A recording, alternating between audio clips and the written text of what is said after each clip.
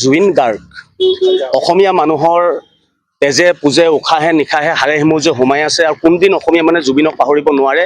এটা প্ৰশ্ন হৈছে এইটোৱে, যিখন এই চৰকাৰখনে জুবিন গাৰ্গক ন্যায় দিয়াত বিফল হৈছে। আটাইতকৈ ডাঙৰ কথাটো হৈছে আজি জনসাধাৰণৰ মনত এটা কুৱেশ্যন আছে যে জুবিন হত্যাৰ আচল মাষ্টাৰ মাইণ্ড কোন? এডুকেশ্যন সদায় আছে, তাৰ আনচাৰ আজিলৈকে মানুহে পোৱা নাই। এতিয়া কথাটো হৈছে এনেকুৱা ধৰণৰ, তেওঁলোকে ন্যায় লেহেমীয়া কৰিছে।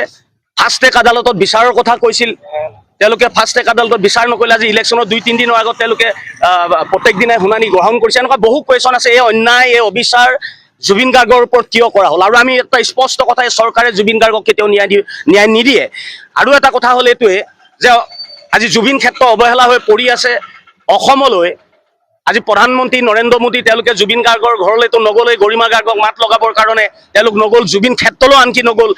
আনহে নালাগে তেওঁলোকে সভাই সমিতিয়ে আজিলৈকে জুবিন গাৰ্গৰ নাম ল'বলৈ তেওঁ ভয় খাইছে। তাৰ ৰহস্য কি, তাৰ কাৰণ কি? গতিকে আমি আজি ডিব্ৰুগড় জিলাত জুবিন গাৰ্গৰ ন্যায় বিচাৰি আমি ব্যাপক পোষ্টাৰিং আৰম্ভ কৰিছোঁ। আমি ডিব্ৰুগড় জিলা নাগৰিক সন্মিলন আজি আলিয়ে গলিয়ে বিভিন্ন ঠাইত আপোনালোকে দেখিছে, আমাৰ বহু পুৰুষ মহিলা ইতিমধ্যে বিভিন্ন গাঁৱত নগৰত এই কামটো কৰি আছে। তাৰোপৰি এটা কুৱেশ্যনটো এইটো হৈছে যে আজি অসমৰ মুখ্যমন্ত্ৰীয়ে অসমত গুণ্ডাৰাজ চলাইছে, সন্ত্ৰাসবাদ চলাইছে, তেওঁ মাফিয়াৰাজ চলাইছে। গতিকে এইবিলাক উৎখাত হ'ব লাগে। আজি আমি যদি এটা বস্তু চাওঁ, ভয় ভাবুকিৰে কোনো গণতন্ত্ৰ নাই, ভয় ভাবুকিৰে তেওঁ দেশ চলাইছে। এতিয়া এই মুখ্যমন্ত্ৰীজনে আজি অসমত কৰিছে কি? তেওঁ দেশখন এফালৰ পৰা বিক্ৰী কৰিছে, আদানী আম্বানী সপত দেশ বিক্ৰী খতম কৰিলে, বাকী যি আছে তেওঁ কিনিছে। জুবিন গাৰ্গৰ ন্যায় দাবী এইকাৰণে কৰিবলগীয়া হৈছে যিহেতু স্বয়ং মুখ্যমন্ত্ৰীয়ে কৈছিলে যে জুবিনৰ ন্যায় কোনে দিব? জুবিনৰ ন্যায় আমি দিম, বিজেপিয়ে দিব।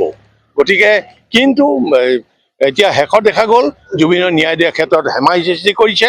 আনকি জুবিনৰ দৰে এটা স্পৰ্শকাতৰ হত্যাকাণ্ড বুলি মুখ্যমন্ত্ৰীয়ে কোৱা স্বত্বেও সেই বিষয়টো কিন্তু SITহে তদন্তৰ এইটো দিলে, তেওঁ CID যিটো CBI নকৰি তদন্তভাৰ নিদিলে।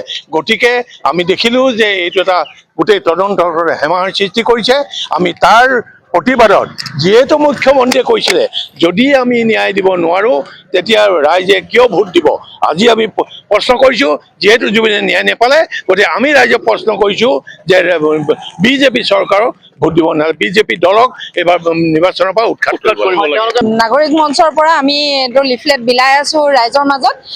যি বৰ্তমান যি